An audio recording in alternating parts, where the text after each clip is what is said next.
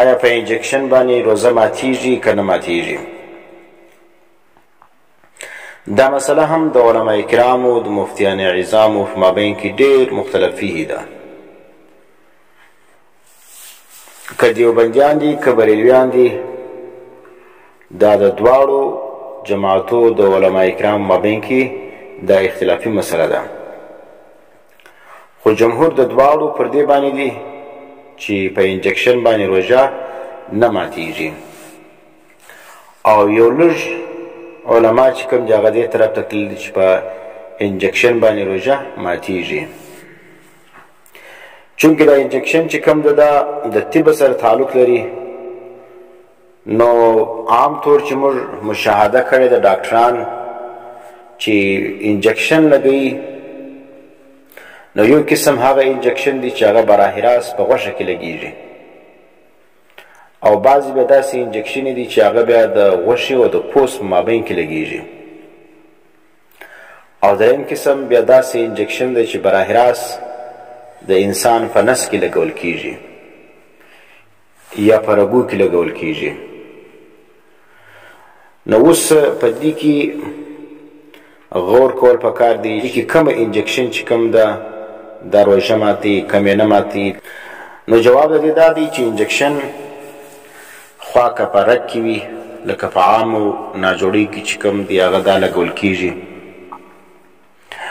یا د غوښې او د پوست مابین کې لګول کیږي، لکه د شوګر مریضان چې کوم انسولین په پوست کې لګي، یا چې په نس کې څوک لګي، لکه سی چې یو سپی انسان وخوري، نو ډاکټران اورایي دغه په نس کې دغه انجکشن ولګي. نو که د رګ دا وي، که د غوښې دا وي، که د غوښې او د پوست دا وي، او که د نس دا وي، په دې ټولو کې چې کوم دی هغه روژه نه فاسدېږي. ما درته ویلي چې اختلاف په مسله کې موجود دی. جمهور علما، اکثر علماء کرامو دا فتوا او فیصله ده چې دا روژه په دا انجکشن باندې ماتیږي نه. مولانا مفتی عزیز الرحمن صاحب رحمت الله علیه چې فتاوا دارالعلوم دیوبند هغه مرتب کړې ده، او دا رقم حضرت مولانا حکیم الامت اشرف علی تانوی رحمه الله امداد الفتاوا کی، اور حضرت مولانا مفتی محمد شفیع صاحب رحمت الله علیه په خپلو متعددو فتاواو او دا رقم چې کومه رساله ده لیکلې د آلات جدیده کې شرعي احکام، او یو بل رساله ده کلمة القوم فی الانجکشن فی الصوم، دا کې دا کول ته ترجیح ورکړی ده چې په روژه کې انجکشن چې کوم ده دا مفسد صوم نه ده، معنی په انجکشن باندې روژه نه فاسدېږي.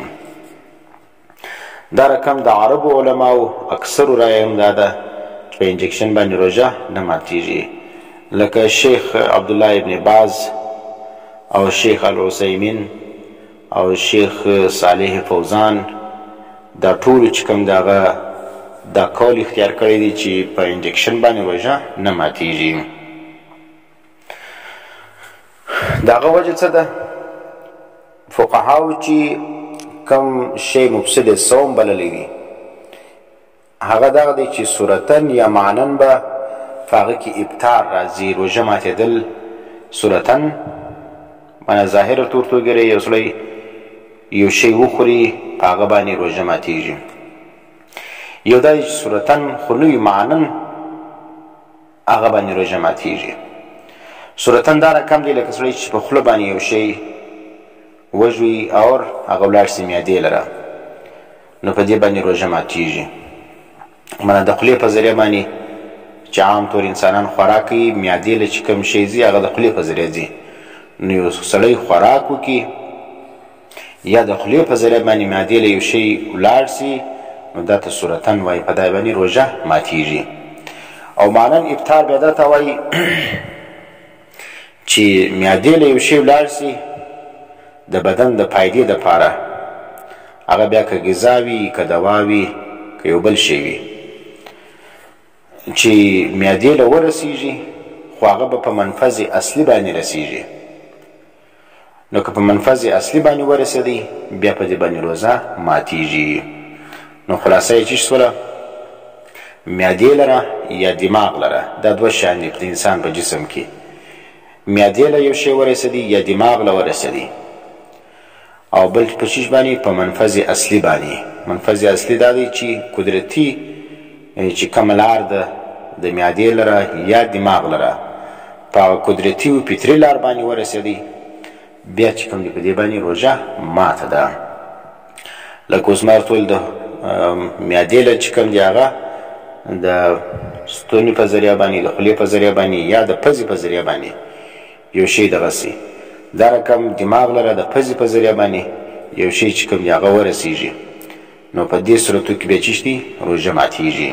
ښه اوس دلته چې موږ رالو انجکشن لره په انجکشن کې روژه ولې نه ماتیږي؟ په دې وجه باندې که معدې لره د انجکشن دوا ورسیږي یا دماغ له ورسیږي نو هغه چې کوم دی خو په منفذ اصلي باندې نه دی رسېدلی. وینې قدرتي لارې چې خوله ده یا پزه ده په دې په ذریعو باندې معدې لره انجکشن یا دماغ لره د انجکشن دوا نه دی رسېدلی. ښه نو په دې صورت کې چې کوم دی صورتاً افطار نه دی معناً افطار خو پکې موجود سلو او بیا د بدن لپاره پایدمن هم دی چې هغه دوا ده یا غذا ده. نو دلته روژه چې کوم دی هغه په څه وجه نه سو ماته چې هغه منفذ اصلي موږ ویلو چې منفذ اصلي په ذریعه باندې ورسیږي بیا روژه ماتیږي. او په انجکشن کې چې کوم دی هغه دا شی نه دی موجوده. هغه د رګ په ذریعه باندې رسیږي یا د غوښې په ذریعه باندې. نو غوښه یا دغه بدن کې چې کوم مسامات دي په دې ذریعه باندې چې کوم شی معدې له ورسیږي هغه باندې یا دماغ له ورسیږي یا بدن دپاره خوراک جوړ سي نو په هغه باندې روژه نه ماتیږي. د هغوی مثال علما دا لږ ذکر کړی دي لکه سړی چې سترګې تورې کړي. اوس په روژه چې کوم ده په سترګو تورولو باندې نه ماتیږي. حالانکې د دې رانجیو اثر چې کوم دی کله کله په ستوني کې محسوس سي. سړی چې سترګې تورې کړي او بیا چې کوم دی هغه د دې اثرات بعضې اوقات حلق له ورسیږي. حلق له چې ورسېدل دا خو منفذ اصلي نه دی بلکې د مساماتو په ذریعه باندې دی. نو د سترګې څه چې معدې له یا دماغ لره یو شی ورسیږي دا د په منفذ اصلي باندې نه دی. دا نو دغه باندې علماو دا شی قیاس کړی چې کوم شی معدې له یا دماغ له په منفذ اصلي باندې نه ورسیږي په هغه باندې روژه هم نه ماتیږي. ښه دا رقم بل مثال علماو ذکر کړی دی په روژه کې چې کوم دی سر باندې تیل لګول او دا رقم پر اعضاو باندې تیل لګول دا علماو لیکلي دا جایز دی. حالانکې د تیل چې کوم اثرات د خو بدن نه رسیږي هغه لوندوالی چې کوم دی هغه د ننه محسوسیږي مګر دغه چې کوم دی دا هم چونکې بدن نه ورسیږي لیکن په منفذ اصلي باندې نه دی رسېدلی. او بل چې د کوم اصل او عین شی چې کوم دی هغه هلته نه دی رسېدلی بلکې د هغه اثرات رسېدلي دي. نو په دې وجه باندې په تیل باندې هم روژه نه ماتیږي. که سړی سر په غوړ کې یا مخ په غوړ کې په دې باندې روژه نه ماتیږي. درېیم مثال علماو ذکر کړی دی لکه په روژه کې سړی غسل وکړي. نو اوس انسان چې کوم دی په ګرمي کې سخت ګرمي وي او دی راولاړ سي غسل وکړي یا کپړه نوده کې پر سر باندې واچي یا پر بدن باندې واچي نو په دې باندې هم روژه نه ماتیږي.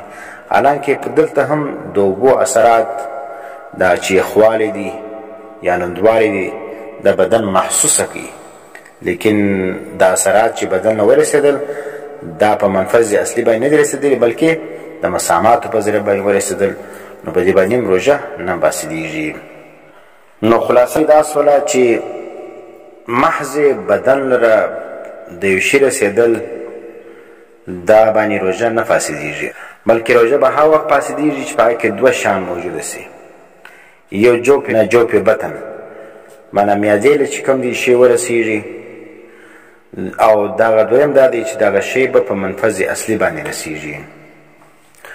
نو دماغ لره یا معدې لره که شی ورسېدی او هغه په منفذ اصلي باندې ورسېدی په دې باندې روژه فاسدېږي.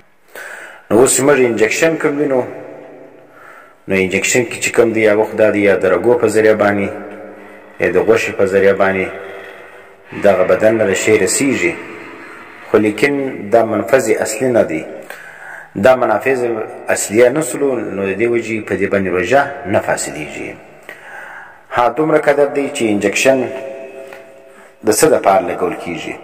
که چیرې انجکشن د ضرورت پر بنیاد باندې بیا پروا نه لري، او که چیرې ضرورت نه وي بلا ضرورت د طاقت دپاره لګي یا د دغه طبیعت دپاره بایدو دپاره لګي، نو بیا انجکشن چې کوم د هغه مکروه ده، ضرورت پر بنیاد باندې ناجوړه دی، ډاکټر ورته فرمایلی ده.